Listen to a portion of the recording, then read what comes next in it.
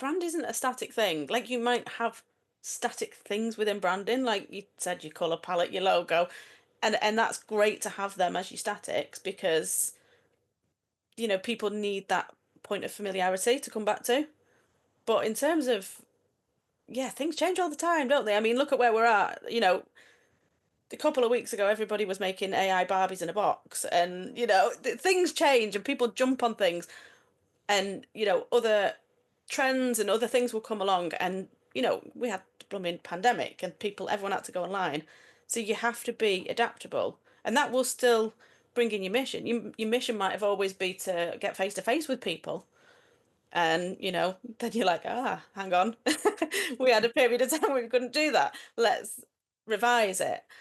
Um, but obviously, like, you'll have a core, and your core almost doesn't change unless something really shakes it. But yeah, in terms of where you go with things and how you communicate that, that's absolutely fluid. And I sort of say to people when I'm doing a branding exercise, I build into like all my packages a 6-month call, which is like just a consultative call where I'll come back and say, how is your brand being received? How are you finding using it? How are you doing all this stuff? And then sometimes we will tweak it. And other people are like, you can't tweak a brand after 6 months. Of course you can, you know? And it might be minor, it might be major. It's something that you, you know, any kind of marketing exercise is a test. We don't know the answers until we've tried stuff. So in terms of things being fluid, if you get too tied to something and it ends up not serving you, then you feel stuck again. So the best way to sort of see it is everything is test. Test, test, test. Keep it out there. And you also don't feel too precious, and you don't feel like you've got to do a massive amount of extra stuff to keep it up. Because if in your mind everything's just a test, then it's cool. If it falls on its face, it's cool. If we make a mistake, we're all human. We just come back, we tweak it, and we move on.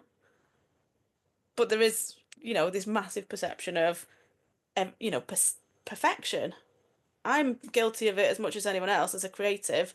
If you left, if I didn't have a little time timer on my desk and I was doing a project, I would spend bloody hours, trying to figure the tiniest details out. And I know that's, within me, but I know business owners have this, it's sort of a trait, isn't it? We're all a little bit neurotic about things, or most of us anyway. I'm not going to talk for everyone.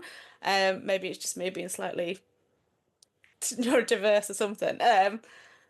But yeah, just having that sort of detail focus and things like that, I have to pull myself away, and I have to remember, this is tomorrow it'll be something different, and the next day it'll be something different. We've just got to do it in a way that feels as much like our brand as we can. And if the brand is there, then that will make more sense. What I see a lot of people do, especially like the smaller brands, is jumping on every single trend, like the AI Barbie thing.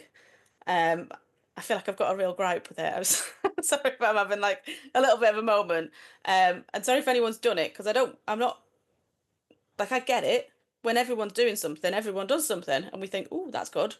And also, it's really tempting to go, that's an easy piece of content.